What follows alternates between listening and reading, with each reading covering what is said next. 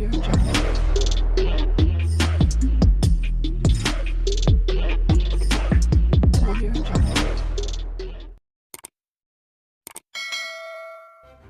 kasih kerana memilih channel ini. Sebelum kita mulakan video ini, sila pertimbangkan untuk menekan butang like, share dan subscribe dan aktifkan butang lonceng anda agar anda sentiasa mendapat info-info percuma pada setiap hari dari channel kami. Dan tinggalkan komen anda kerana komen anda amatlah dihargai.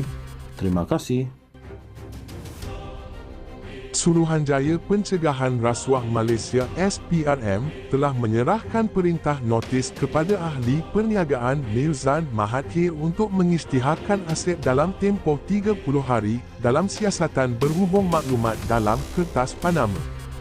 Dalam kenyataan hari ini, SPRM berkata notis itu diserahkan Mirzan, yang merupakan bekas Perdana Menteri Dr. Mahathir Mohamad, semalam ketika dia hadir di Ibu Pejabat Suruhanjaya Antirasuah berkenaan di Putrajaya.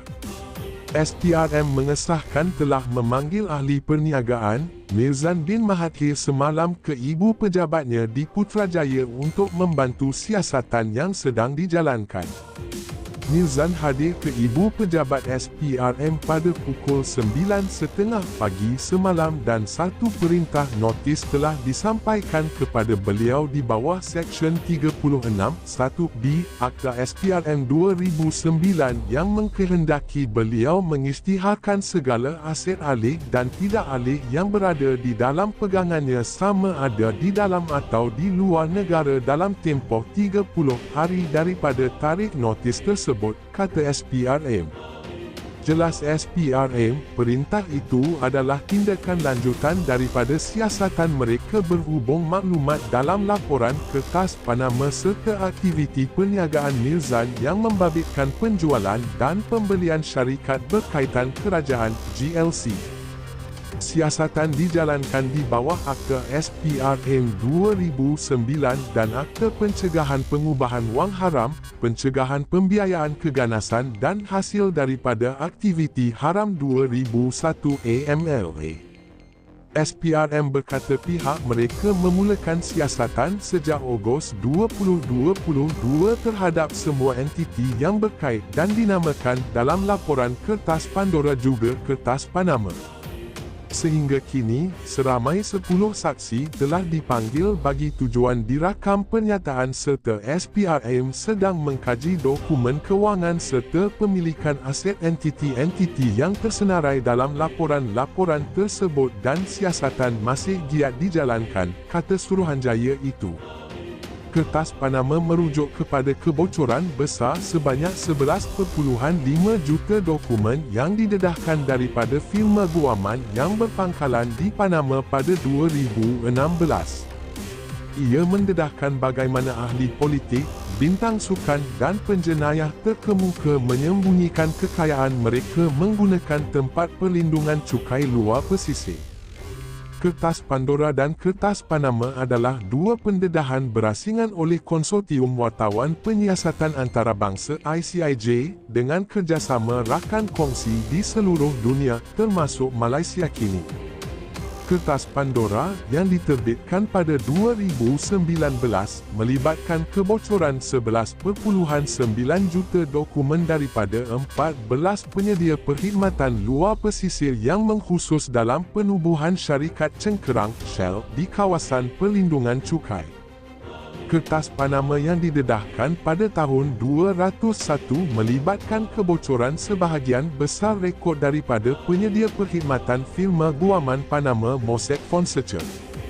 Firma itu menyediakan perkhidmatan untuk penubuhan entiti di kawasan perlindungan cukai di mana undang-undang privasi sangat ketat sehingga akaun yang ditubuhkan hampir tidak dapat dikesan.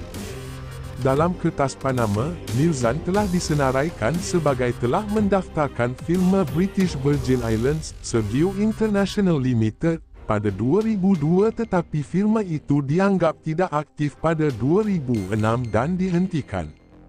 Bagaimanapun, ketika dihubungi wakil Mirzan menafikan penglibatannya dalam Sergio International Limited atau hubungan firma itu dengan Crescent Group of Companies.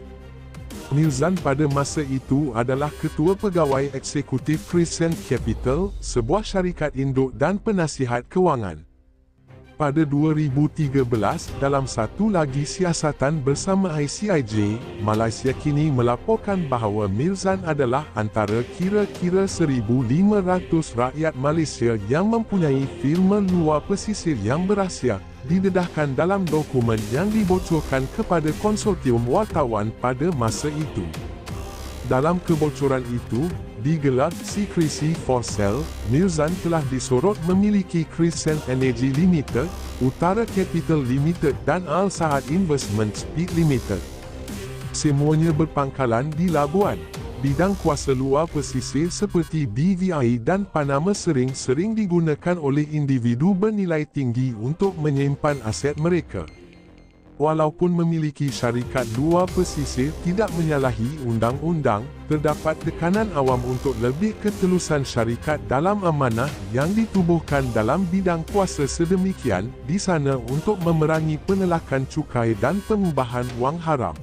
Suruhanjaya Pencegahan Rasuah Malaysia (SPRM) telah menyerahkan perintah notis kepada ahli perniagaan Milzan Mahathir untuk mengisytiharkan aset dalam tempoh 30 hari dalam siasatan berhubung maklumat dalam Kertas Panama.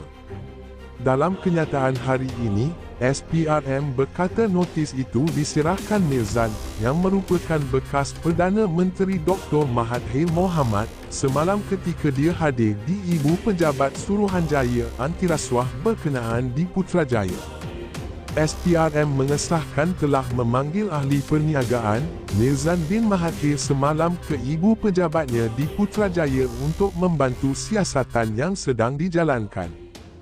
Milzan hadir ke Ibu Pejabat SPRM pada pukul 9.30 pagi semalam dan satu perintah notis telah disampaikan kepada beliau di bawah Seksyen 36(1)B Akta SPRM 2009 yang mengkehendaki beliau mengisytiharkan segala aset alik dan tidak alik yang berada di dalam pegangannya sama ada di dalam atau di luar negara dalam tempoh 30 hari daripada tarikh notis tersebut, kata SPRM.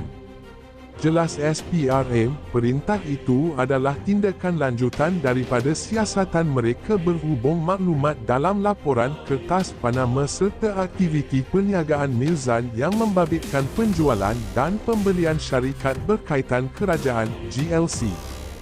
Siasatan dijalankan di bawah Akta SPRM 2009 dan Akta Pencegahan Pengubahan Wang Haram, Pencegahan Pembiayaan Keganasan dan Hasil daripada Aktiviti Haram 2001 AMLA. SPRM berkata pihak mereka memulakan siasatan sejak Ogos 2022 terhadap semua entiti yang berkait dan dinamakan dalam laporan Kertas Pandora juga Kertas Panama. Sehingga kini, seramai 10 saksi telah dipanggil bagi tujuan dirakam pernyataan serta SPRM sedang mengkaji dokumen kewangan serta pemilikan aset entiti-entiti yang tersenarai dalam laporan-laporan tersebut dan siasatan masih giat dijalankan, kata Suruhanjaya itu. Kertas Panama merujuk kepada kebocoran besar sebanyak 11.5 juta dokumen yang didedahkan daripada firma guaman yang berpangkalan di Panama pada 2016. Ia mendedahkan bagaimana ahli politik, bintang sukan dan penjenayah terkemuka menyembunyikan kekayaan mereka menggunakan tempat perlindungan cukai luar pesisir. Kertas Pandora dan Kertas Panama adalah dua pendedahan berasingan oleh Konsortium Wartawan Penyiasatan Antarabangsa ICIJ dengan kerjasama rakan kongsi di seluruh dunia termasuk Malaysia kini. Kertas Pandora yang diterbitkan pada 2019 melibatkan kebocoran 11.9 juta dokumen daripada 14 penyedia perkhidmatan luar pesisir yang mengkhusus dalam penubuhan syarikat cengkerang Shell di kawasan perlindungan cukai. Kertas Panama yang didedahkan pada tahun 201 melibatkan kebocoran sebahagian besar rekod daripada penyedia perkhidmatan firma guaman Panama Mossack Fonseca.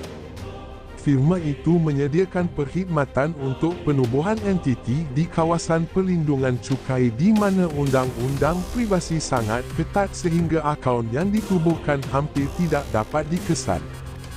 Dalam kertas Panama, Milzan telah disenaraikan sebagai telah mendaftarkan firma British Virgin Islands, Sergio International Limited, pada 2002 tetapi firma itu dianggap tidak aktif pada 2006 dan dihentikan.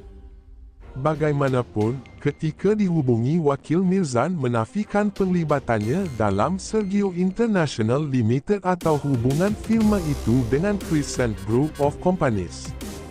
Milzan pada masa itu adalah ketua pegawai eksekutif Crescent Capital, sebuah syarikat induk dan penasihat kewangan.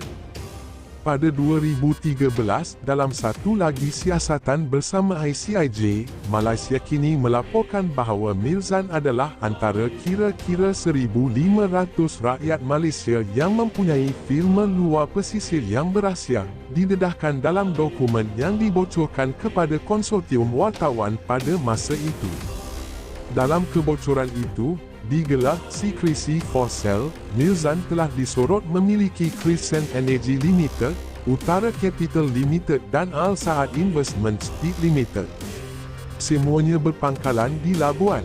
Bidang kuasa luar pesisir seperti BVI dan Panama sering-sering digunakan oleh individu bernilai tinggi untuk menyimpan aset mereka. Walaupun memiliki syarikat luar pesisir tidak menyalahi undang-undang, terdapat tekanan awam untuk lebih ketelusan syarikat dalam amanah yang ditubuhkan dalam bidang kuasa sedemikian di sana untuk memerangi penelakan cukai dan pengubahan wang haram.